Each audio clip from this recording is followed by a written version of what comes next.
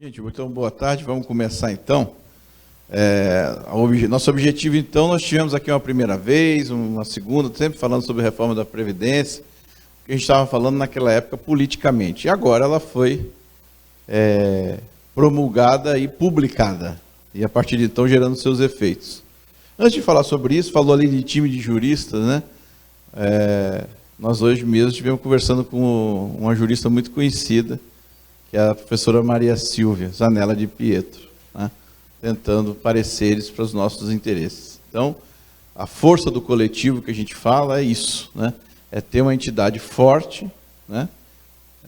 Para que tenha condições de dialogar, tenha credibilidade, né? Que vem também, que esses pareceristas não atendem qualquer entidade. Então, vamos ver se ela vai nos atender no caso.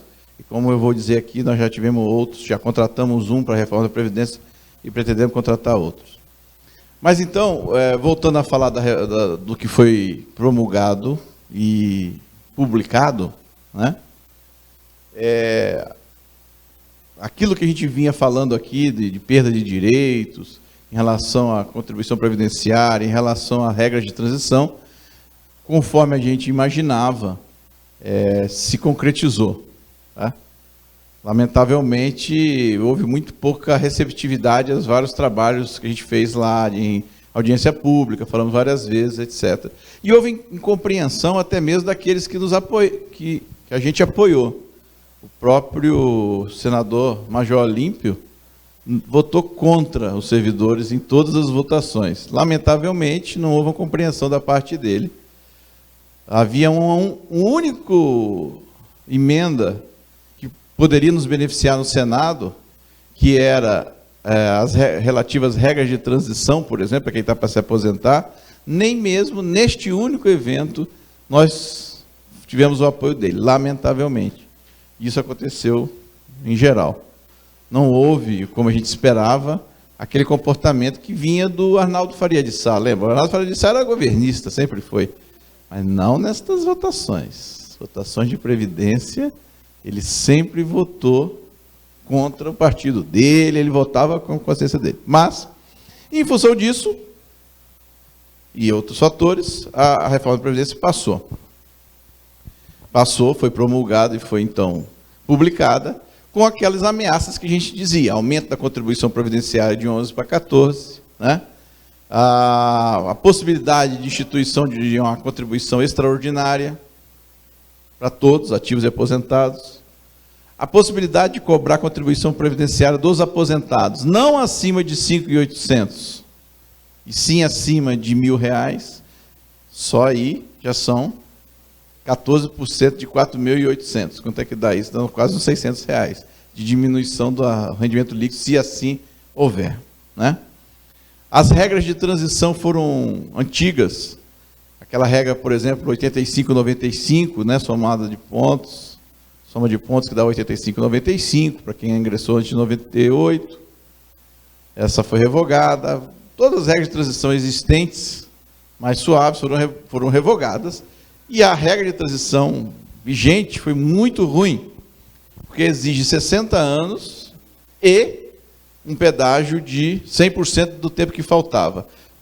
Eu estive em Fortaleza, na reunião dos representantes da Unafisco do Norte e Nordeste, e lá encontrei um colega de Fortaleza que sabia da existência de um outro, e já nos mandou mensagem, vai nos mandar documentos para nos ajudar, que completaria os 95 pontos daquela regra, dia 5 de dezembro.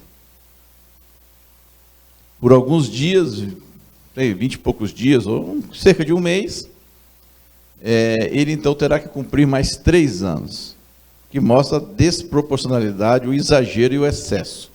Então, esse tipo de excesso que a gente vai tentar combater nas ações judiciais, né? Então, problemas com regras de transição nós temos desse tipo. Pessoas que tinham 3 anos e dobrou para 6, outros que faltavam poucos meses, dobrou para 5 anos. Acho que até um diretor nosso jurídico, do Eduardo Andrade, teve um problema que somaram-se mais de 5 anos no tempo dele, né? Com relação à forma de cálculo também da própria aposentadoria, a média, para aqueles submetidos à média, a média não será mais das 80% maiores, e sim das 100% maiores remunerações. Isso dá uma redução considerável, né? Você pegar toda a sua remuneração e não poder descartar aquelas primeiras, né? Então, isso dá uma redução, isso tudo passou. E passou também aquela redução que eu denunciei muito, falei muitas e muitas vezes, da pensão por morte, que hoje o ativo, e isso em relação a quem é ativo, a redução maior foi em relação a quem é ativo e vier a falecer. O ativo que vier a falecer hoje, ele tem uma redução de em torno de 20% na regra anterior, né? A regra anterior qual que era? 100% do teto do RGPS mais 70% do que excede o teto do RGPS. Você somando tudo isso, dava uma redução de 20% para pensionista. Com a regra atual, a redução ultrapassa os 60%. Então foi assim uma loucura, um excesso. E é em cima disso que vai ser um dos nossos questionamentos jurídicos, né? E entre outros, acho que a gente está aberto aí, nós nos focamos em alguns pontos, né, que é contribuição previdenciária, regras de transição e pensão por morte. E desculpe, gente, deixa eu botar aqui no silencioso aqui, que eu tinha esquecido. Mas aqueles que tiverem outros pontos, só nos trazer que quem tiver outros pontos que pegue grupos específicos que por acaso a gente não tem ainda no primeiro momento abordado nos nossos estudos, tragam para a gente todos os pontos, todos os direitos associados que foram afetados com a reforma da Previdência, todos, não vai ficar ninguém para trás, todos serão atacados. A questão é prioridade, né, gente? A questão é prioridade. Então, qual que é a ação que nós vamos entrar primeiro, isso tudo tem um tempo, né? E a gente vai pensar nisso, mas todos serão atendidos, fique tranquilo. Aí vamos falar, eu já adiantava, vamos começar sobre isso.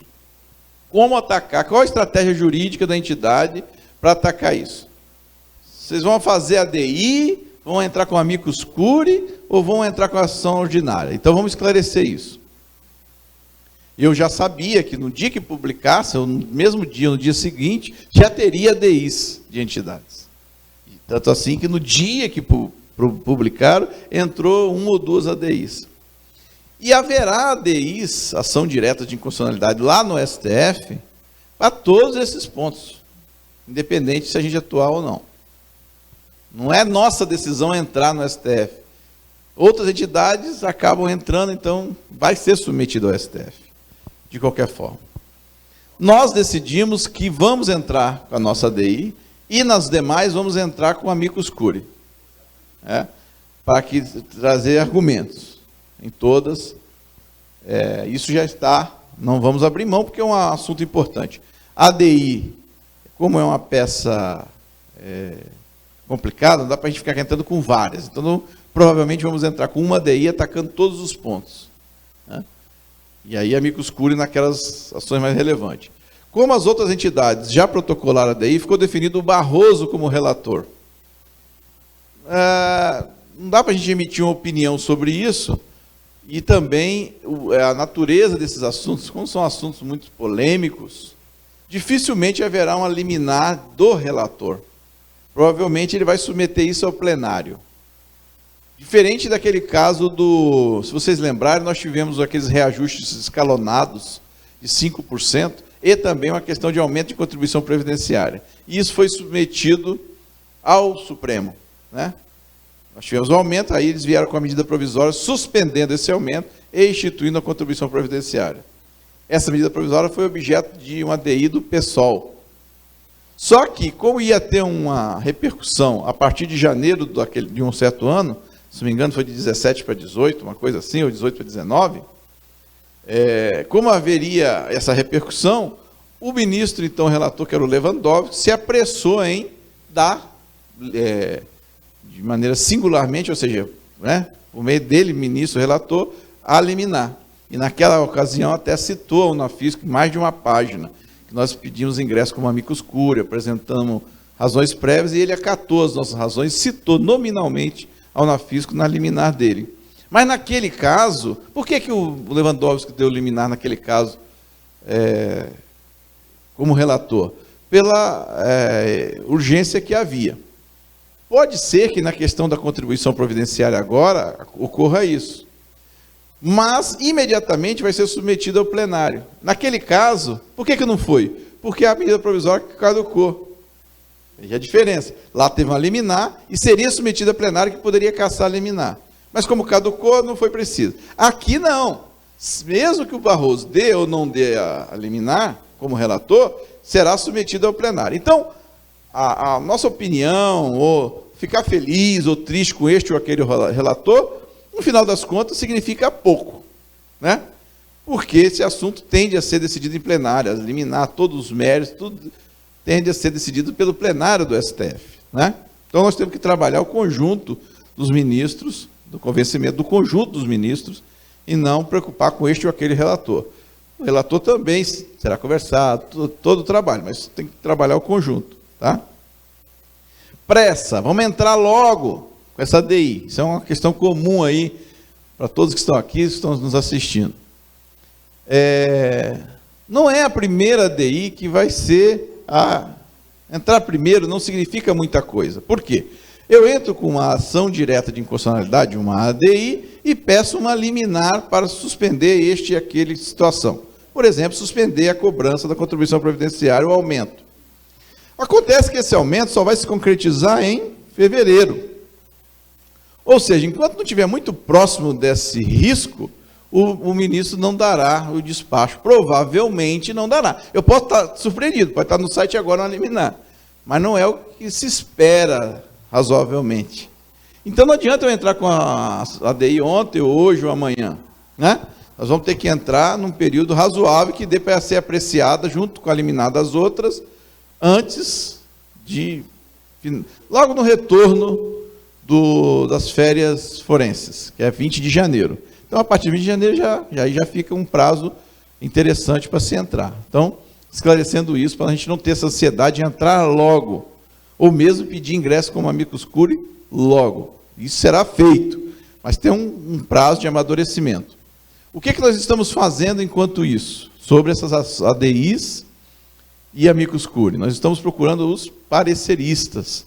São aqueles escritores de livros, professores de universidade, né? Aquelas pessoas que o Supremo Tribunal Federal respeita, por citar, respeita o pensamento. E nisso, como eu disse a vocês, nós tivemos aqui na Fisco, desde ainda da tramitação, nós formamos uma comissão de funcionários do jurídico e diretores, que foi antecipadamente estudando tudo isso e identificou como um dos grandes doutrinadores da área de direito constitucional, que pudesse nos dar um parecer, o doutor Ingo Sarlet, que é um professor titular da PUC do Rio Grande do Sul, desembargador aposentado do TJ do Rio Grande do Sul, tem mais de 100 citações de ministros no STF. Ele é um professor de origem que tem uma influência germanista, ou seja, ele estuda muita coisa, doutrina alemã. Dr. Ingo Sarlet. Então, o Dr. Ingo já está contratado pelo Nafisco, já fechou o contrato, nós ainda não divulgamos por ocasiões, está acontecendo muita coisa agora no final do ano, mas já estará no site em breve. Mas aqui, como a contratação também já se aperfeiçoou, ele já está contratado, já foi proposta, enfim, está contratado, ele já está trabalhando. Vocês verão na notícia, hein? Dr. Ingo Sarlet. Ingo Sarlet. Então, o doutor Ingo, vocês verão, na matéria que nós vamos fazer, nós vamos dizer o nome dos livros dele, nós vamos dizer aonde que ele se formou, aonde que ele dá aula, para vocês entenderem como que nós chegamos no nome dele, né? Ele é esses pareceristas que defende a proibição do retrocesso social, que vai levantar a questão da segurança jurídica, que vai proteger as regras de transição, né? Questão do excesso na questão da pensão por morte. Todas essas questões que a gente conversou, o processo de se contratar um parecerista, ele é um processo que tem um rito, vamos dizer assim, de conversa, você expõe o que você quer, ele diz que se pode, manda proposta, tá, uma coisa que demora aí de 1 a 2 meses. Isso nós já percorremos esse caminho antecipadamente. Antes mesmo da promulgação, a gente já estava atrás, né? Então, estamos na frente. Nós também... Então, já temos um parecerista. Mais um parecerista... aliás, começamos com mais 2 pareceristas, sendo que um já declinou. Por motivos particulares, não sei se encontraria a tese, declinou. Mas parecerista é assim mesmo, nem sempre você aborda e ele concorda em te dar o parecer. E tem mais um parecerista muito bom, também que eu não posso, aí já não posso dizer o nome ainda, mas seria uma aquisição de relevo. Muito bom mesmo, se a gente conseguisse. Então vamos aguardar. Mas de qualquer forma, eu estou muito feliz com a contratação do doutorinho, que eu tenho certeza, primeiro por ser muito respeitado, tem grande conhecimento, né? Então o doutorinho vai nos ajudar bastante.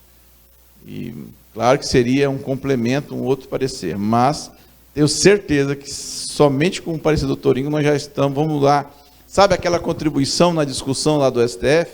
Com certeza a doutrina, os ensinamentos do doutorinho serão citados pelos ministros. Eu não tenho dúvida disso, pela profundidade de conhecimentos dele. Então foi uma grande contratação, será uma grande ajuda que nós daremos na discussão do STF. Então, isso está garantido.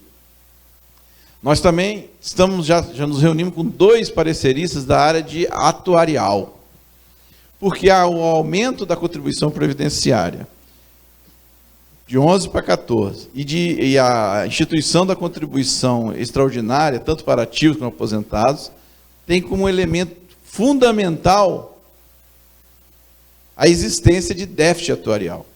E a União tem um cálculo atuarial que ela faz.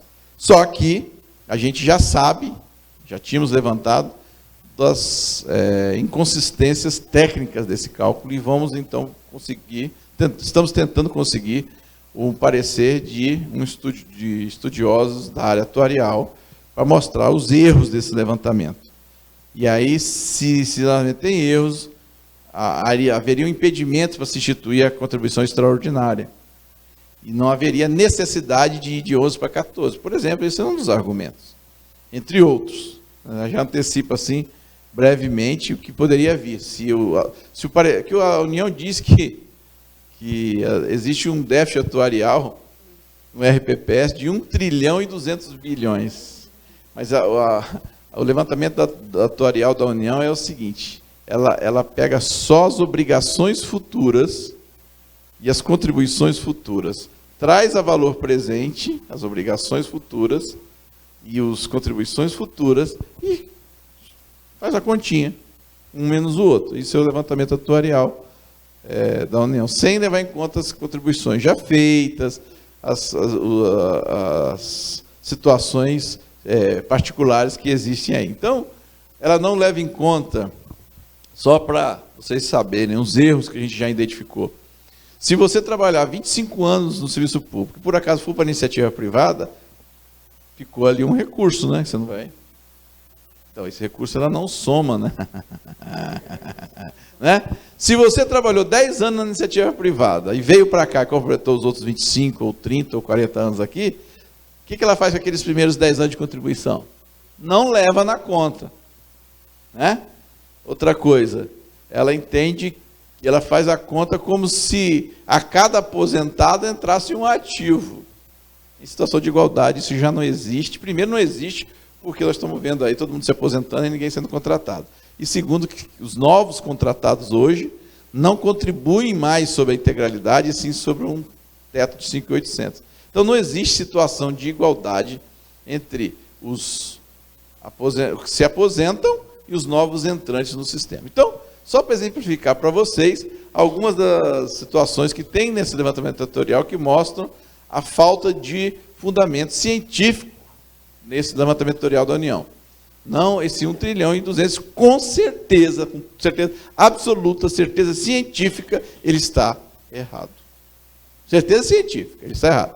Qual é o valor? Não sei se o nosso parecerista chegará nesse ponto, porque aí ele precisaria de dados. Mas vamos ver até onde a gente chega. Então, esse tipo de argumento tem que entrar nessa hora agora, vai ter toda essa discussão, né? Então, essa é a nossa abordagem no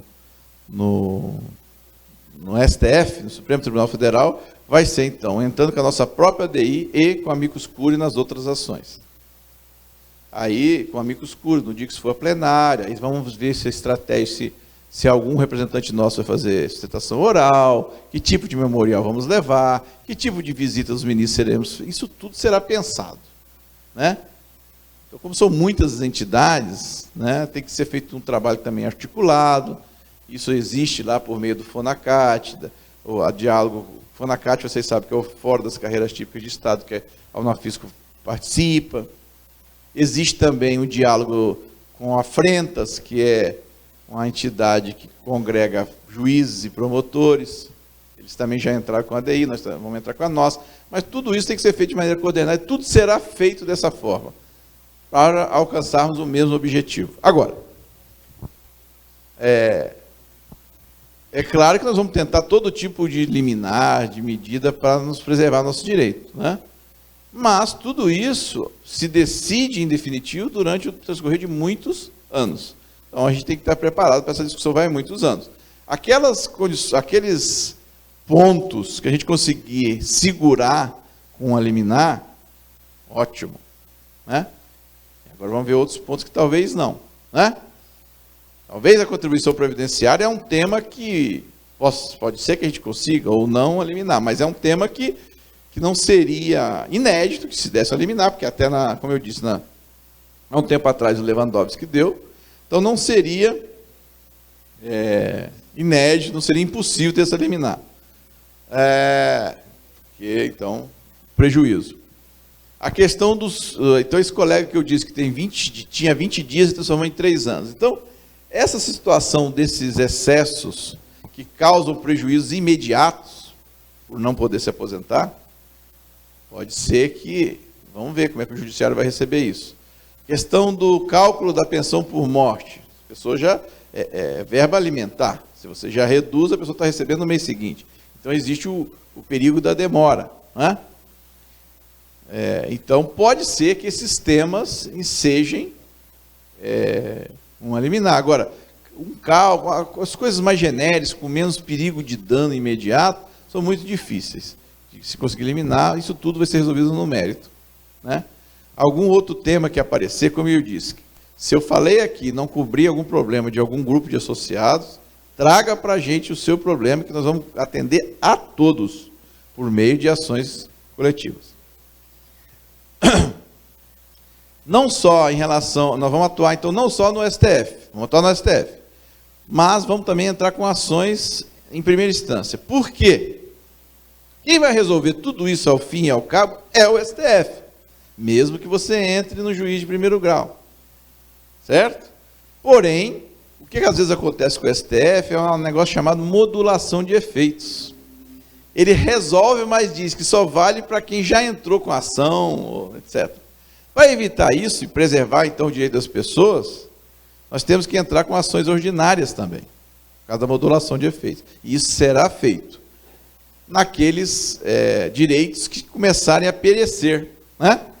Aqueles direitos que começarem a ficar parcelas financeiras para trás, né? Senão, porque o ADI pode não cobrir isso, né?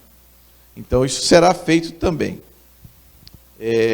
Tem que falar um pouco para todos, estamos falando para todo o Brasil pela internet, que é a questão da territorialidade e as associações, né? Não tem como, o nosso diretor jurídico está até fugindo, ó, foi embora.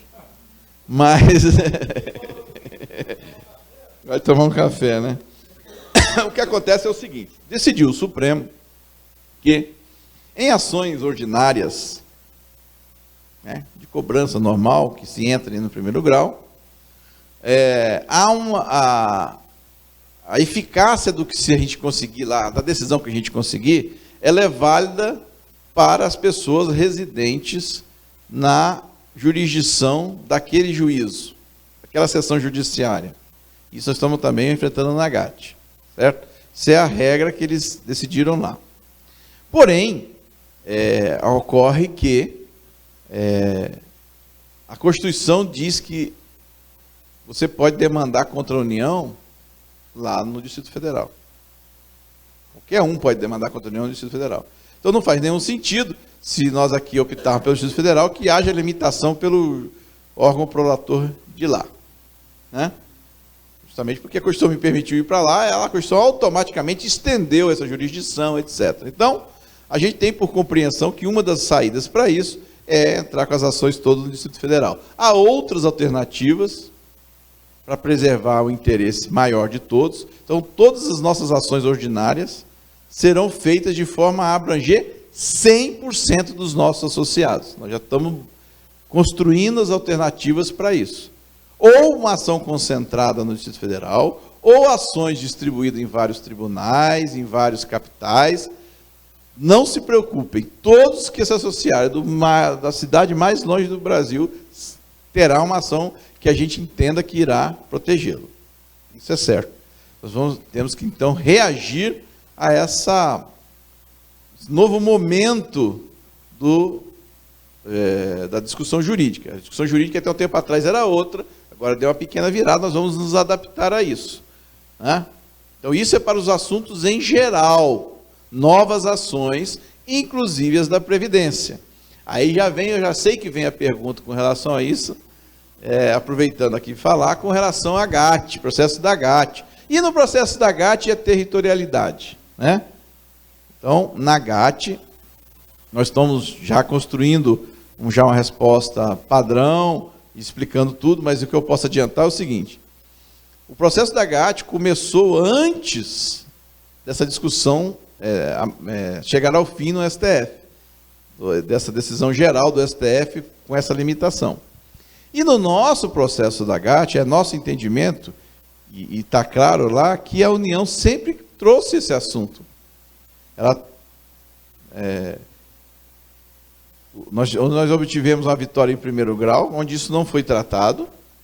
Ela entra com apelação e fala explicitamente disso, dessa limitação. O acórdão indefere, né?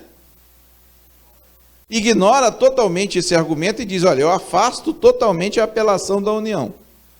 Qual é o termo jurídico? Indefere, não. Nega provimento à apelação da União in toto. Portanto, há isso também. E a União não embarga.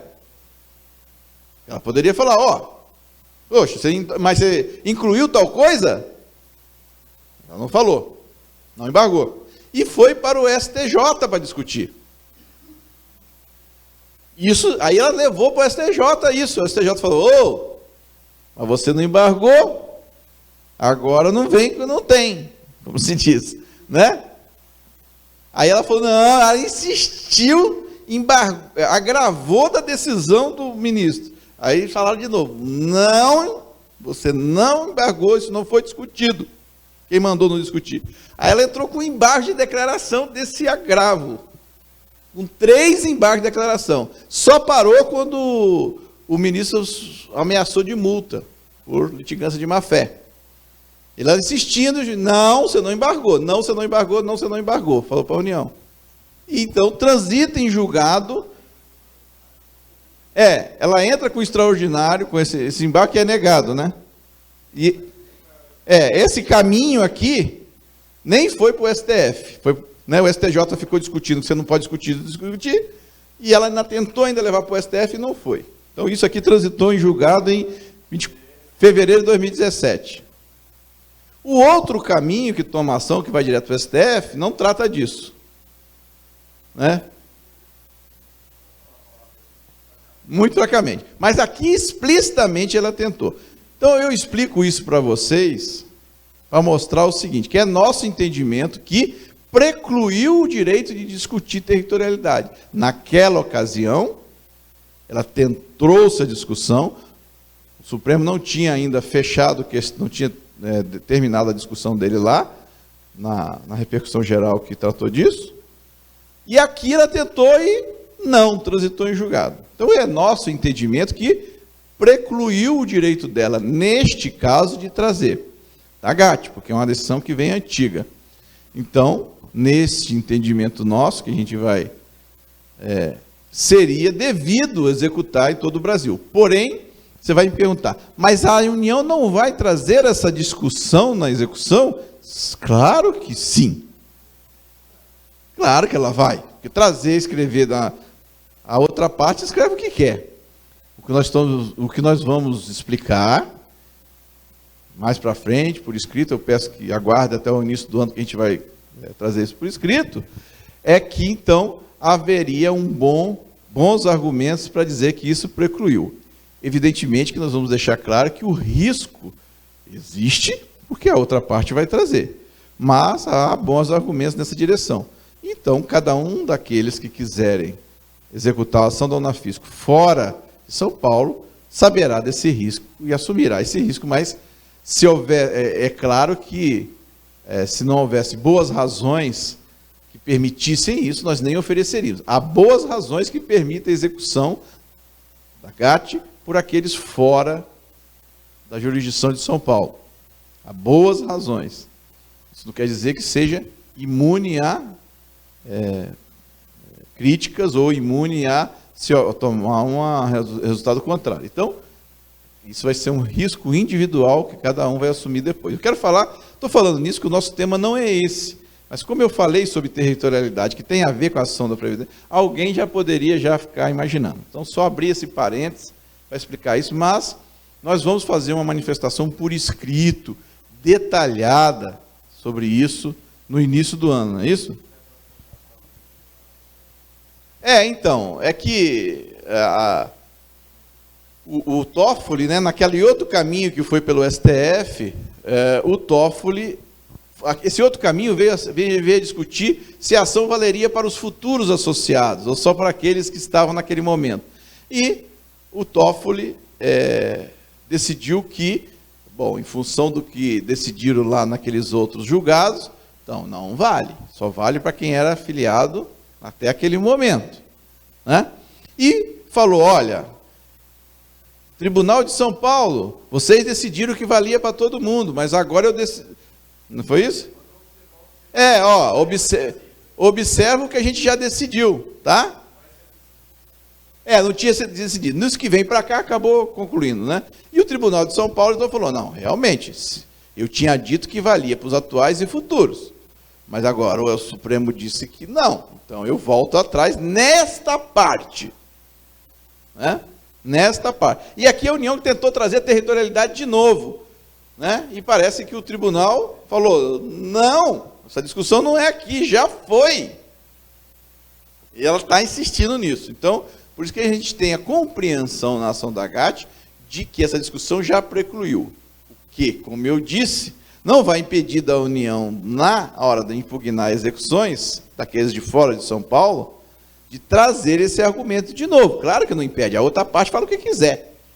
A questão que nós vamos analisar é a fundamentação que nos protege, o direito que nos protege, né? E aí vamos mostrar que há uma boa fundamentação para aqueles que não são de São Paulo executar. Porém, em execução, o risco sempre é individual e nós nunca vamos garantir resultado de ação judicial. Vamos sempre mostrar os argumentos, tratar com clareza, deixar as pessoas, cada um vai tomar essa decisão. Tá? Para aqueles que já entraram com a ação, né, já entramos com mais de 1.000 associados, já se beneficiam. Muitos estão aqui, né? Foi para a contadoria, alguns processos. Inclusive tem um beneficiário aqui, estou vendo. Que é você mesmo. A Ecleia também está naquele? E o contador fez lá uns bobagens, o contador do juiz fez lá umas bobagens que nós vamos agora apontar as bobagens. Ele teria dividido o valor ao meio, não é isso?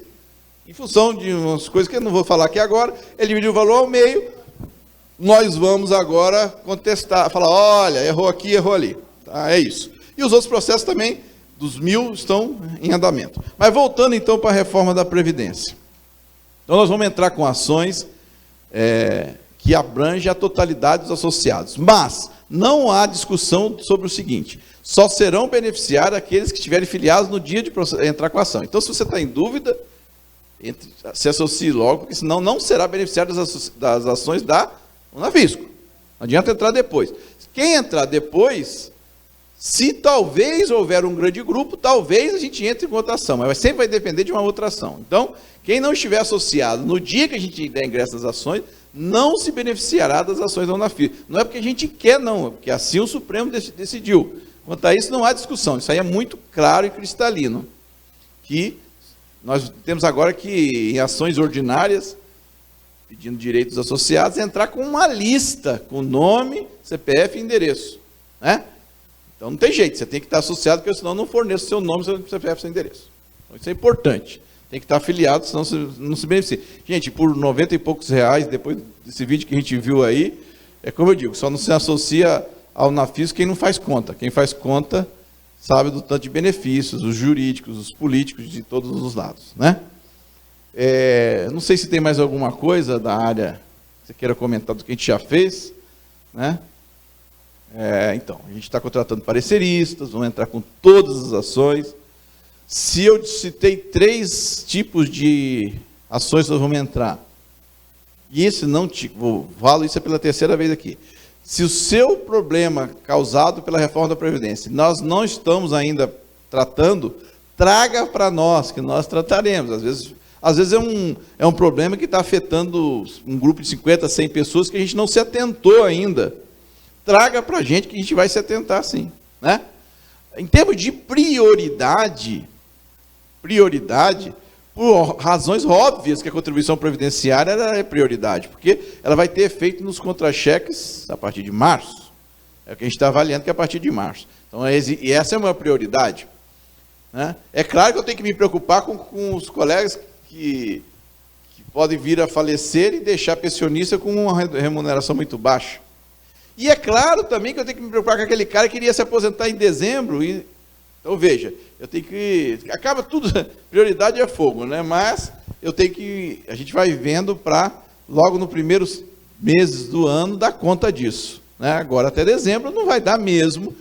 Já seguro vocês que até 20 de dezembro, que é quando entra as férias forenses, nós não entraremos nem com... Não dará tempo. Nós estamos esperando os pareceristas, tudo isso. Isso tem um prazo. E também as férias forenses atrapalham muito. A partir do dia 20 de janeiro, aí sim a coisa toma outro rumo. Né? Então, acho que eu falei aí, é para as pessoas saberem assim, mas eu já podia, entra amanhã com a ação. Eu falei assim, então, eu sei que você está com esse problema, eu compreendo a ansiedade de cada um e os dramas, mas existe todo um caminho a ser percorrido para a gente fazer um bom trabalho. Então, principalmente ter os pareceres, né? Ter bons escritórios, a gente também está contactando escritórios para nos ajudarem nisso, né? Tem que ter um escritório para o STF, tem que ter um escritório para as ações. Então, tudo isso a gente está trabalhando bastante nesse período para dar conta disso.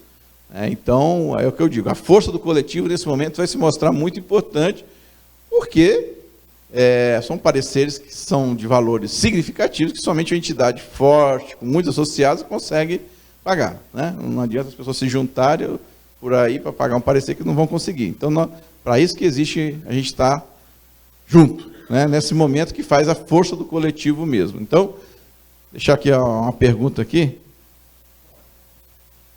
Mauro, foi citado aí a necessidade dos pareceristas e de escola. Mas o doutor Igor e outros aí estarão estritamente na questão só de parecer, eles não serão causídicos. Não. E o resultado do trabalho, esses pareceres, vão dar suporte às ações. Eu pergunto, mas os pareceres, em face do leque enorme dos nossos direitos que estão sendo vilipendiados, vai alcançar todos esses nossos direitos? Ou vai ser compartilhado com outro parecer? Boa pergunta. O doutor Lindo, por exemplo,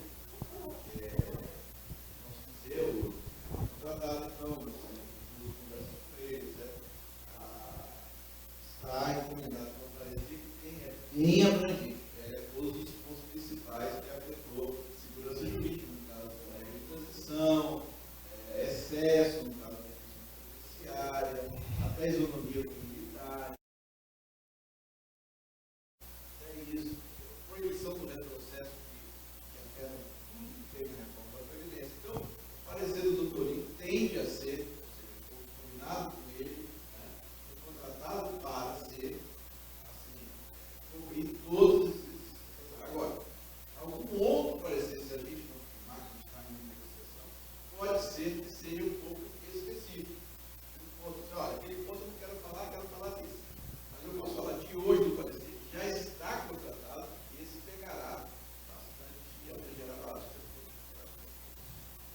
Mauro,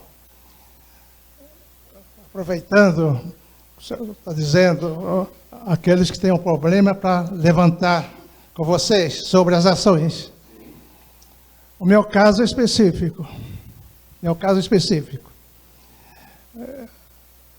Você fala da GAF,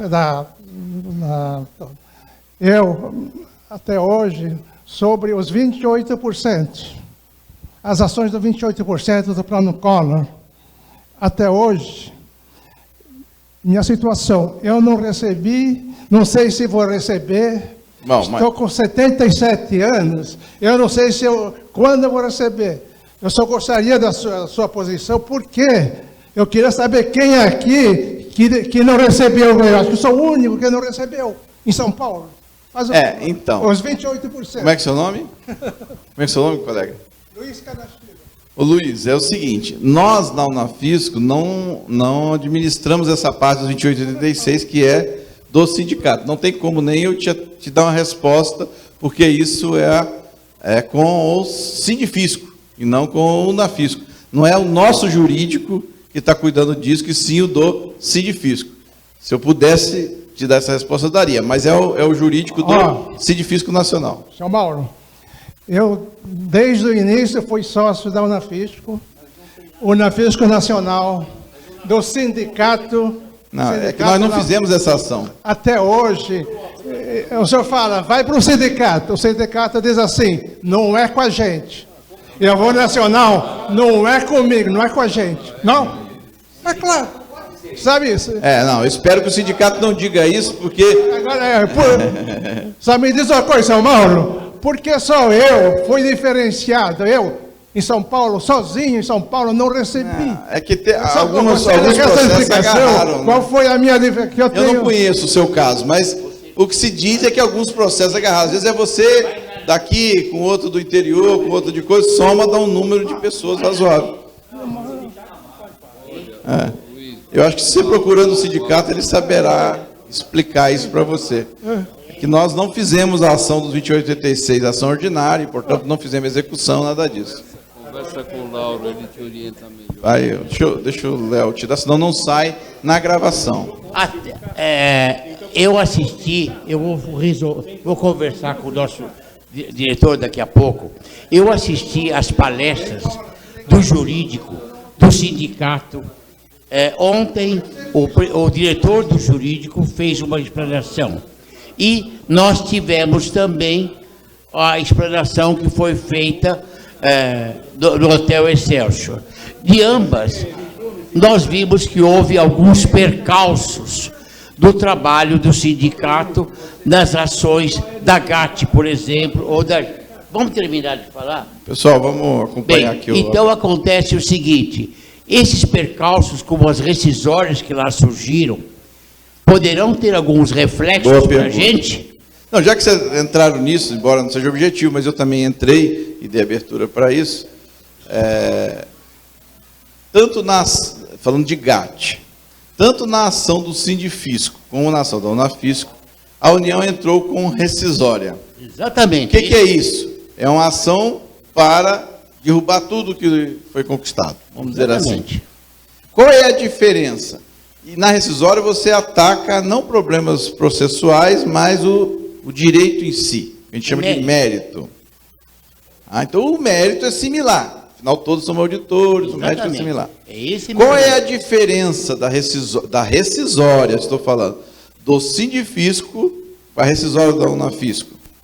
Na rescisória do Sindifisco, parece, se eu estiver falando alguma coisa errada, me perdoe os diretores do Sindifisco, mas é a informação que eu tenho, a União respeitou o prazo de 2 anos para entrar com a rescisória. Entrou antes de vencer os 2 anos. Essa é a notícia que eu tenho. E na nossa ação rescisória, ou seja, na ação rescisória que a União entrou contra nós, ela não respeitou os 2 anos. Então, os nossos 2 anos se deram em fevereiro de 2019 e a União entrou com a rescisória em maio de 2019. Então, a nossa rescisória tem algo muito favorável a nosso, em nossa direção, ou seja, algo que nos favorece muito, que é a perda de prazo para entrar com a rescisória. Ou seja, no nosso caso, a gente até espera muito que nem chegue a se discutir o mérito da rescisória. Então, é um problema processual a nosso favor muito forte. Tá? Embora a gente acredite muito também que o mérito não será revertido, mesmo que se chegue no mérito. Mas, na nossas casos da ação da Unafisco, a rescisória foi feita fora do prazo de 2 anos. Então, nós temos um dado a nosso favor. Então rescisória, só deixar isso claro que você trouxe. Eu falei de ação de GAT aqui, lembrando que a nossa palestra é reforma da Previdência, mas eu falei porque quando eu falei de territorialidade, eu sabia que essa dúvida ia surgir, aí veio. Mauro, mais um medinho. Os prazos prescricionais. Nós temos um prazo prescricional. Então, nós temos que correr, senão a gente... Não, quando faltar, o doutor Marcelo, nós já temos de prazo prescricional para executar, quanto tempo já decorrido? 2 anos e pouco. Então, quando faltar 1 ano e pouco, aí nós vamos fazer um grande alerta para dizer, olha, quem não entrou ainda com a execução deve entrar logo. Agora, quem já entrou, como é o seu caso e de outros, já não tem mais problema prescricional. Mas quem ainda está aguardando... quem ainda está aguardando para ver se entra no Sindifisco, ou entra com a Unafisco, ou está esperando um amadurecimento dessa discussão melhor, né? Tem várias pessoas, então ainda não está num prazo final. Acho que nós podemos esperar mais de 1 ano ainda para entrar num prazo preocupante. Então, quando faltar 1 ano, 1 ano e meio, nós vamos dar um grande alerta, falar, agora se decide aí, senão o prazo vai vencer. Então, isso vai ocorrer em 2021. Então, quer dizer, nós temos, né? É a partir de 2021, né? Pois é. Se foi em 2017, né? Vai até 22. Então, quando for início de 2021, nós vamos dar esse alerta. Agora é esse ano para entrar com a ação. Então, é isso. Eu não sei o caso do Sindifisco, que é diferente. Estou falando da Unafisco. Eu não tenho agito aqui. Eu tenho a Caixa. Eu sei que tem colegas aqui que têm as 2 ações aqui. Você poderia falar? Eu não sei nada, mas também foge um pouco do nosso objetivo aqui. Como eu disse, eu entrei na questão da GAT porque a questão da territorialidade é parecida. Mas até a gente pode marcar, eu acho até interessante marcar, porque às vezes tem pessoas que querem saber disso, mas quando viu a pauta, e até tinha algum problema pessoal, etc., não se reservou um tempo para... Eu acho que é importante esse ano, ou no início do ano que vem, no começo do ano que vem, marcar uma conferência só do jurídico para esclarecer. Acho que é importante isso, para a gente não desviar muito do assunto, né? Mas vamos voltar para a reforma da Previdência. Tem outra questão aí que não pode desvincular, está associado. Porque existe aí uma paura, essa prescrição ou não da ação rescisória, mas ninguém fala que a própria rescisória pode sucumbir por falta dos requisitos. Porque essa rescisória foi uma forçação de barra. Não, sem dúvida. O uso e vezeiro de protelar as ações que o governo... Não tenho dúvida disso. Então, ninguém fala nisso. Eu não tenho medo dessa rescisória, porque ela não vai prosperar, não tem os requisitos legais. Como é que é o seu nome mesmo, colega? Edivaldo. Ô, Edivaldo, eu partilho totalmente da sua fala de que tem pouca fundamentação jurídica nas rescisórias, tanto aquela contra a ação do Unafisco quanto aquela contra a ação do Sindifisco. Porém, a gente não pode prometer resultado. Uma coisa é eu dizer que não vejo grandes fundamentos, não seria normal que fosse assim. Mas o judiciário é fogo, surpreende a gente. Então não podemos garantir nada, podemos dizer assim, olha, a análise diz que temos argumentos a nosso favor, em larga escala a nosso favor. E no caso da Unafisco, ainda temos o problema da perda de prazo dos 2 anos. Vocês perderam o prazo aqui. Mas mesmo no mérito, nas justificativas para uma rescisória, os argumentos da AGU não são tão sólidos, né? Mas, então está tudo bem, posso respirar aliviado. Não é assim, mas nós dizemos que estamos bem, mas tem que ser feita a luta. Tanto assim que o Sidefisco contratou um grande jurista para atuar em outros aspectos que eles têm lá.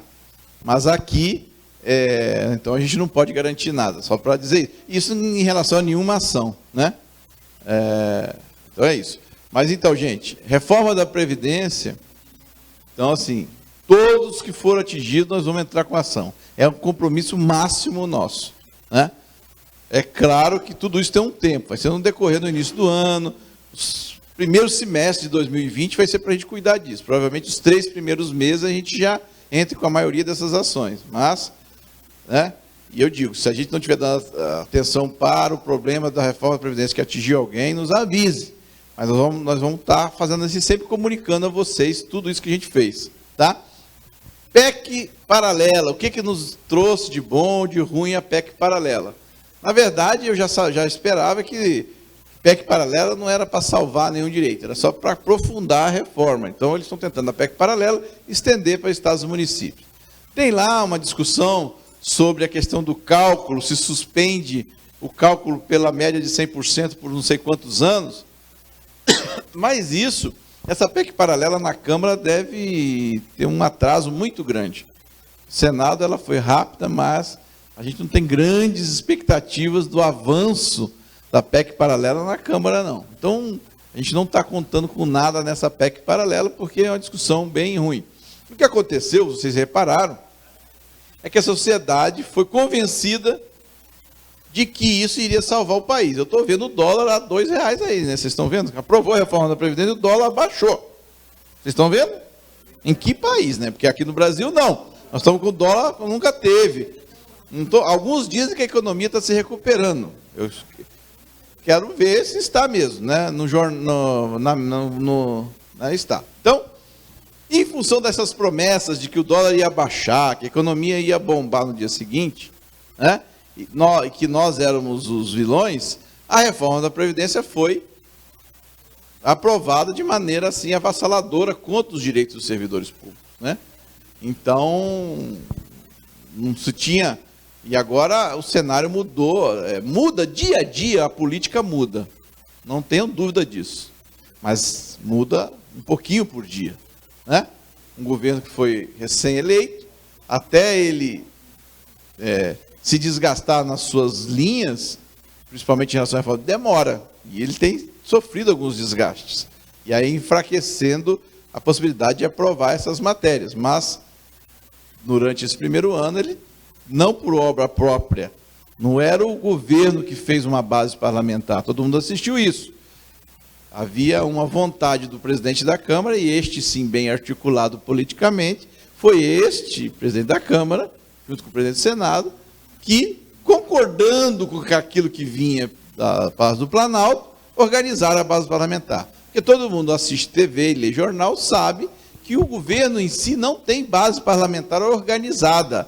Ele não dá uma diretriz e depois tem controle sobre isso e vai lá. Não, ele não tem base parlamentar organizada nenhuma, mal tem do seu partido, nem do seu partido.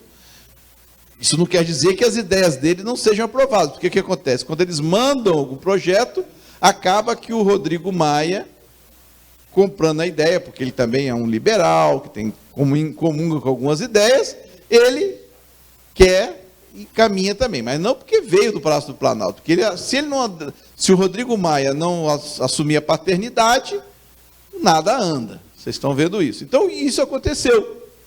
A sociedade foi convencida disso, eles tomaram a frente, né? E a reforma da Previdência foi naquela dose máxima contra a gente, né?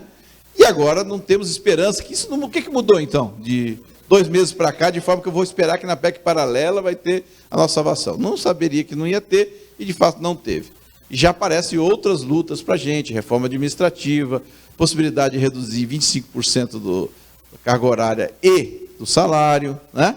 Diminuição do salário de ingresso, fim da estabilidade para os futuros auditores. Tudo isso são ameaças que vêm, mas vamos deixar isso para...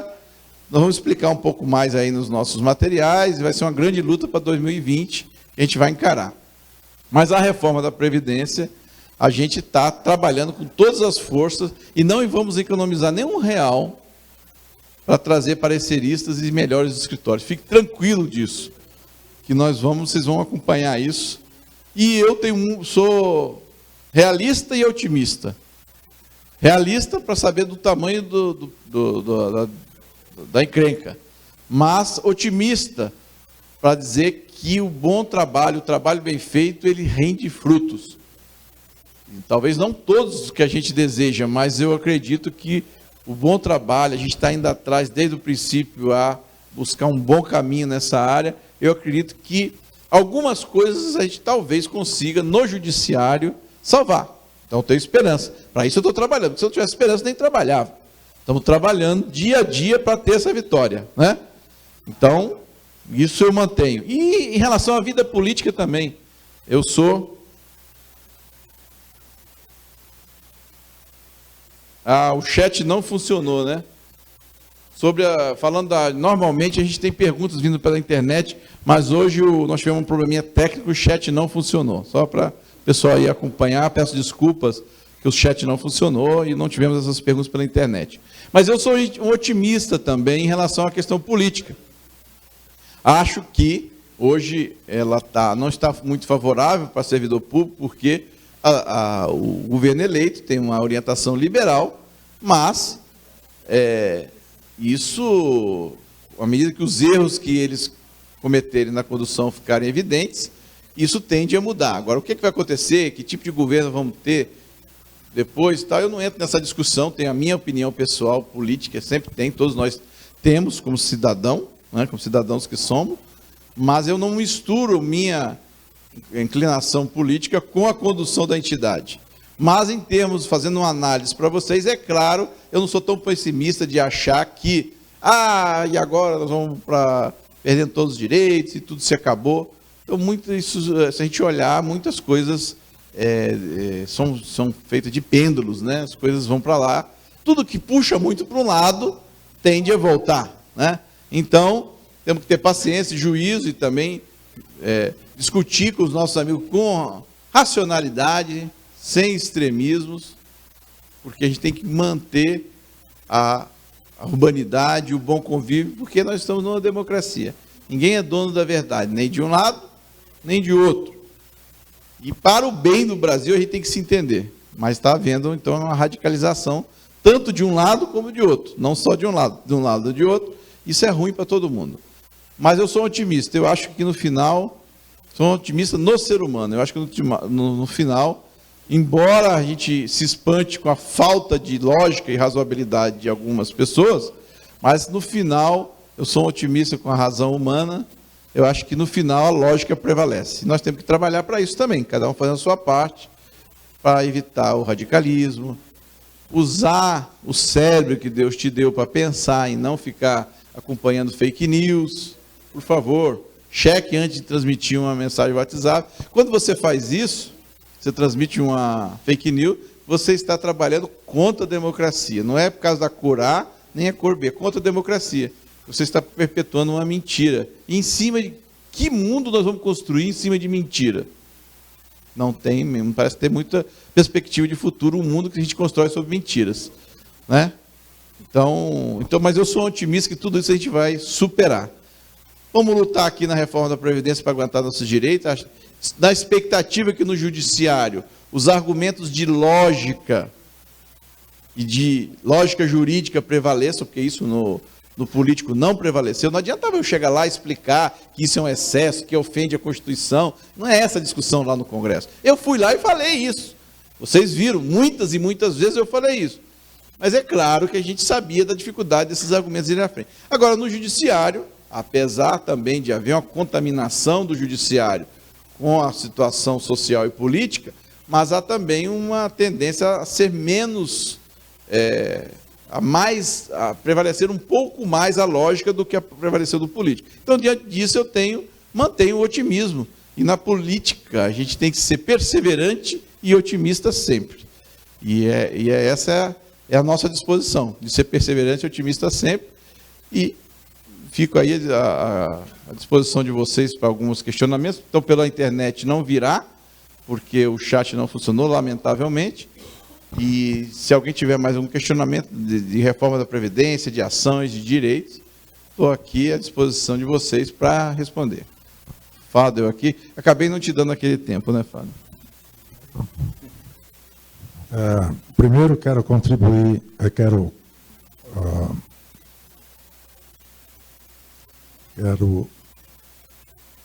comemorar, quero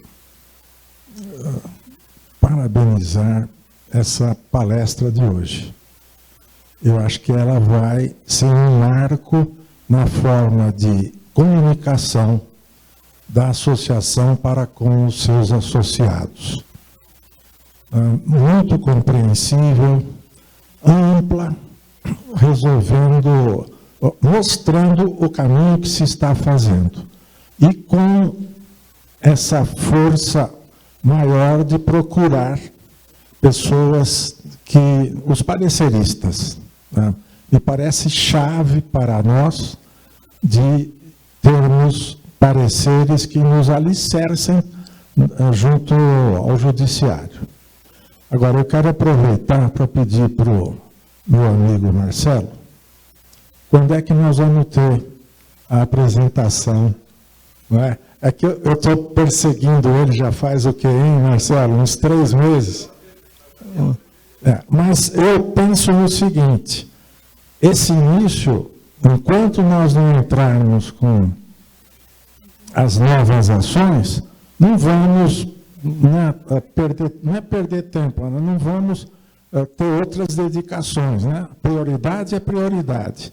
Então, eu espero que para março, não mais tarde que de abril, agora o compromisso é público.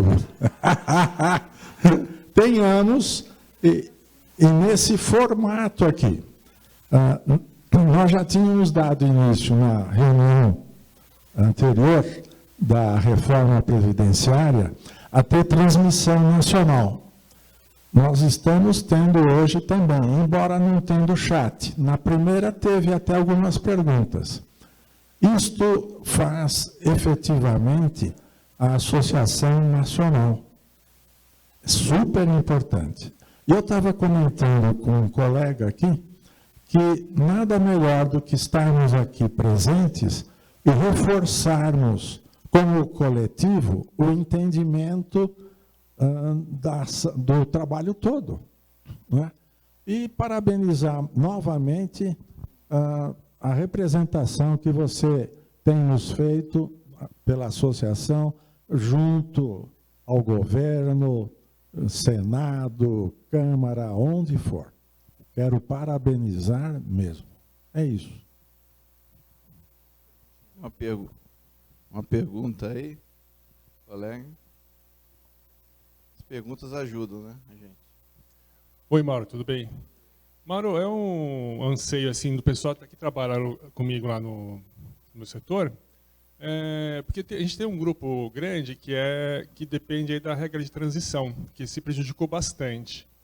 Então, eu vi no último jornal que você falou lá no Congresso, né, em cima do que você falou, eu vi também na internet, naquele Conjur, que a regra de transição ele funciona assim como um direito adquirido. Você não pode... Em um estudo, né? Tem um estudo sobre isso daí, de que você tem que fazer uma regra de transição em cima de outra, né? Quer dizer, você vai tentando se aposentar, não consegue nunca, né? Porque vai sempre sendo colocado regras de transições, né? Isso é um absurdo. Então, nosso questionamento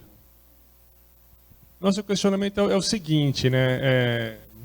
Se vocês vão entrar pela Unafisco, se vai ser pela aquela Fonacat, quando que vocês pretendem entrar? E se demora muito, por ser uma regra, por ser um tempo que o pessoal se prejudicou, né? Quanto tempo demoraria não sei se seria uma ação de ADI, né? Não sei quanto demora isso no Supremo.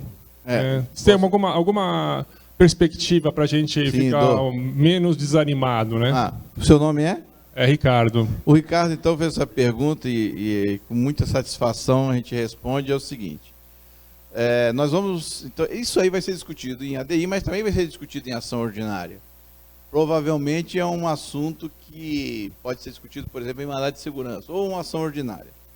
E isso, então, talvez tenha uma perspectiva de um despacho de liminar, uma decisão sobre a liminar, antes nessas ações ordinárias do que no Supremo. Então é difícil. Mas nas duas situações nós vamos atuar. Com relação à tese jurídica, é o seguinte, não há propriamente um direito adquirido, mas há a violação da boa-fé, não é isso? Violação do transcurso do tempo. Né? As pessoas organizam a sua vida, suas condutas, de acordo com a norma então vigente. E isso o tempo vai transcorrendo. Então a boa-fé, né, de todo o cidadão, de acreditar naquela norma. E essa boa-fé, com o transcurso do tempo, tem que ter alguma proteção jurídica. E isso não vale só para servidor e reforma da Previdência. A questão do empresário, seus contratos das pessoas. Então, existe o direito adquirido, este tem a proteção máxima, ou seja, você já preencheu todos os requisitos para aquilo. Né? Nós estamos aprofundando esse estudo, mas não me parece que as regras de transição se constituíssem, porque aí é passado mesmo, em direito adquirido, porque era um regime jurídico. E o STF diz que você não tem direito adquirido a um regime jurídico. Certo? Isso não quer dizer que a tua boa-fé na redação das normas constitucionais então vigentes, no transcurso da sua vida, não deva ser protegida pela segurança jurídica. Senão você poderá ser surpreendido. Como foi o caso daquele colega que, com a publicação, ele ia se aposentar em 5 de dezembro. Ou seja, praticamente ele tinha um direito adquirido ali, né, mas não conseguiu. E ele terá mais 3 anos pela frente para completar os 60 anos. Então aí tem a questão do excesso, né? Então, o que existe é a compreensão seguinte. Teses, então. Ou eu não posso alterar a regra de transição, porque senão, que nome é esse? A regra de transição da transição que você falou. Então essa é uma tese que nós vamos defender. Ou, se quiser uma nova regra de transição, ela deve ser suficientemente atenuada em relação à regra principal para não ser excessiva. Né? Então, para aqueles que tinham, então, 1 mês, não ficar 3 anos, ou 1 ano, ficarem 5, e assim por diante. Né? Então, ou não podemos nem alterar a regra de transição, porque senão não seria regra de transição, um negócio absurdo, né? Ou, se puder ser feita, ela deveria ser feita com os atenuantes necessários, para não causar esses excessos. E o direito protege isso. A questão é que vai levar um tempo para a gente levar. Mas uma situação de 1 mês virar 5 anos, ele aí, né? O direito protege essas pessoas. Com certeza. A questão é o tempo que a gente vai levar para fazer vir as tutelas. Mas que o direito protege, porque isso salta aos olhos do excesso. E o direito não convive com os excessos, em geral, como regra. Né? Então, eu creio nisso. Agora, aquelas situações em que o excesso não se mantendo a regra de transição que já existia, vamos supor que o judiciário não acate isso, mas naquelas situações em que o excesso não ficar muito evidente, aí já vai ser complicado. A discussão já vai ser bem mais complicada. Então, o caminho que nós vamos adotar é, primeiro, não deveria nem revogar a regra de transição. Não pode, por segurança jurídica, etc. Porque se estabeleceu lá, então tá, eu organizei minha vida sabendo que é transição. Né? Porque há 15 anos atrás, você poderia reconstruir sua vida na iniciativa privada. E agora? faltando 3 anos para se aposentar. Não dá para reconstruir uma vida. Então, essa situação de cada um, isso é claro que vai ser tudo discutido em tese e vai ser levado ao judiciário. Levando em conta que todas essas regras se aplicam também aos juízes e promotores. Então, isso é uma questão que na discussão ali vai pesar também, né? Claro, principalmente nas ordinárias. Então, tem esse dado aí também que é positivo. Mas estamos muito preocupados. O doutor Ingo, no parecer, vai tratar dessa questão da proteção da boa-fé, né, do transcurso do tempo. Não dá para a gente chamar de direito adquirido. Isso é quase certo que não dá para chamar de direito adquirido. Mas o transcurso do tempo. E a questão de ter uma regra de transição. Aí fica assim.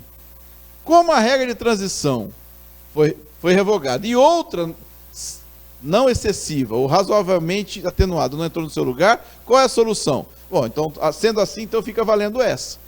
Ou, sendo assim, o judiciário vai criar uma regra intermediária, o que eu acho meio estranho. Então, não por a regra de transição anterior ser direito adquirido, mas que a regra que foi colocada no lugar dela, como não foi suficientemente razoável, esta nova não pode valer, e aí valeria a antiga. Isso é uma tese que nós vamos desenvolver com certeza. Né? Não vamos chamar isso aqui de direito adquirido, porque a gente estaria mal posicionado, mas a gente pode defender isso. Ou o judiciário se diz, não, a anterior também eu não defendo, mas eu vou criar aqui um intermediário. O que é estranho, porque ele estaria legislando e o judiciário não gosta de fazer isso. Percebe? Então, mas nós vamos atuar firmemente, porque nós temos muitos e muitos colegas prejudicados com essa regra. Eu já citei um aqui, mas tem dezenas.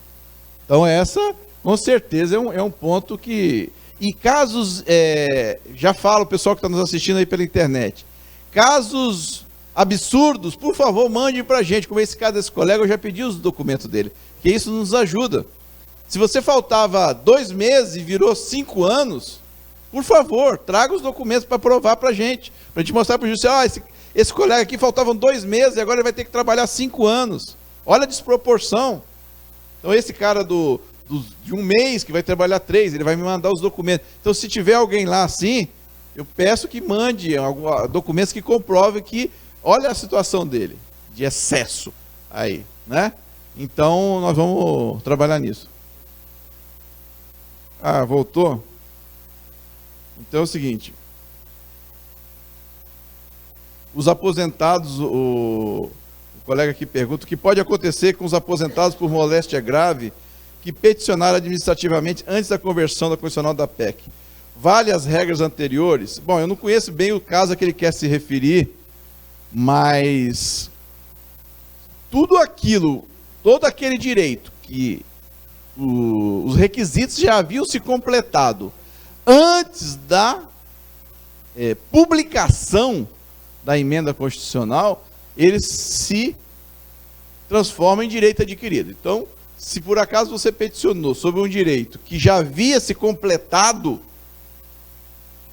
então você está protegido pelas regras anteriores. Agora, se faltava um dia no dia da publicação para se completar seu direito, infelizmente, se a vacatio legis não te proteger, ou seja, se não houver, só entra em vigor daqui a tantos dias, se não for isso, a partir da publicação, então aí você não teria esse direito. Mas eu não sei exatamente o conteúdo do direito aí que levantou, mas se todos os requisitos para você reivindicar o direito já estavam preenchidos, então este seu caso é direito adquirido, então você está protegido. Se regra posterior, ainda que constitucional, mudar, não te atinge.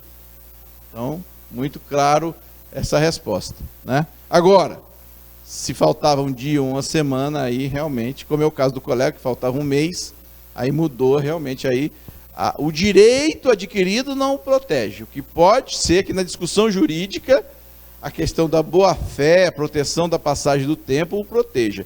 Mas isso vai depender do desenrolar da discussão jurídica. Da transição, para todos nós, quem nunca ficou dependendo do negócio de transição? Tem uma questão aí que remete para ela, que é como se houvesse, pelo menos em tese, a quebra de um contrato implicitamente embutido, contrato do Estado, sem o que as partes não teriam ajustado nada. Exatamente. Mas então, tem uma mesmo. quebra implícita de um contrato implícito. Eu comento sobre isso, que você, eu te ouço, viu, Mauro? Você Obrigado, João. Então, colega, é exatamente isso que nós estamos falando. As pessoas organizam as suas vidas segundo as normas vigentes. Organizam sua vida e programam a passagem do tempo. E esta boa-fé de acreditar nas normas vigentes precisa ser protegida pelo direito. Esta é a tese chamada proteção da segurança jurídica. É claro que eu não vou garantir para você o mesmo direito integral, mas uma parte da passagem do tempo da sua boa-fé já foi. Eu não vou te garantir, não, então você vai ser regido pelas normas passadas. Não, mas também não pode ser pelas normas, integralmente pelas normas novas, porque uma parte das suas condutas, do seu tempo, você organizou a sua vida segundo as normas vigentes. E esse transcorrer do tempo precisa ser respeitado, senão a gente tira a tranquilidade social. É isso que o direito protege, a tranquilidade social, e é a tal da segurança jurídica. Senão as pessoas vão ver sempre em sobressalto, amanhã pode mudar tudo. Não, o transcurso do tempo precisa ser respeitado. E eu digo isso, quem nos assiste, se for auditor ou se for da iniciativa privada, o vento, que é esse pau que dá em Chico, dá em Francisco, ou o vento que venta cá, venta lá. Hoje é a segurança, se o judiciário decidir assim, hoje é a segurança jurídica que seria benéfica, protegeria os servidores públicos que está sendo vilipendiada. E amanhã? Vai ser a segurança jurídica contra o empresário, contra a iniciativa privada. Então, garantir a eficácia plena da segurança jurídica não é algo que interessa só os servidores públicos, interessa o conjunto da sociedade brasileira. Só para lembrar, no minuto passado, na época que surgiu, antes do fundo de garantia e tal, em que a Justiça sempre garantiu a segurança do trabalhador que estava por completar a estabilidade, e era dispensado ali para evitar a estabilidade. A Justiça nunca permitiu isso. Exatamente. É da essência do direito. A essência do direito é proteger, é trabalhar pela tranquilidade social e não causar instabilidade. Isso é a essência do direito. Agora, daí a gente já conseguir transformar isso em decisões judiciais é o nosso trabalho, o trabalho dos nossos advogados, dos nossos pareceristas. Mas, em tese, o direito deve trabalhar para a pacificação social e não causar intranquilidade nas pessoas, nessa fé, nessa boa fé que tem nas normas e no transcorrer do tempo. Então, a gente espera que esse tipo de raciocínio, que é o que mantém a nossa sociedade ligada e evita grandes transtornos sociais e convulsões sociais, seja respeitado, né? Então, a gente espera isso. Vamos trabalhar muito para isso, tem que ser muito bem argumentado, trabalhado. O caminho é longo, mas estaremos lá em cada dia para lutar, para garantir. Certo, gente? Se tem mais alguma pergunta, se não tiver, quero agradecer aí, pedir desculpa mais uma vez pelo meu atraso, mas garantir aí que sempre que convidado a gente vai fazer, estamos dispostos, se alguém que tiver algum tema para a gente discutir, fazer outras reuniões, que mande para a gente está disposto a discutir isso em âmbito nacional. Tem outros meios que a gente tem usado para conversar com todo mundo em âmbito nacional, que é reuniões por conferência, né? No Microsoft Teams, vários tipos de meios que a gente tem usado, que a modernidade tem nos oferecido, a gente tem utilizado para conversar com todos os associados pelo Brasil. E garantindo, mais uma vez, assegurando que nenhum associado de nenhum lugar do Brasil ficará desprotegido. A Unafisco vai tomar providências nas ações para que todos sejam atendidos. Mas é importantíssimo que, no momento de entrar com a ação, você esteja afiliado, senão não será protegido por determinação do STF. Então, gente, muito obrigado. Boa tarde a todos.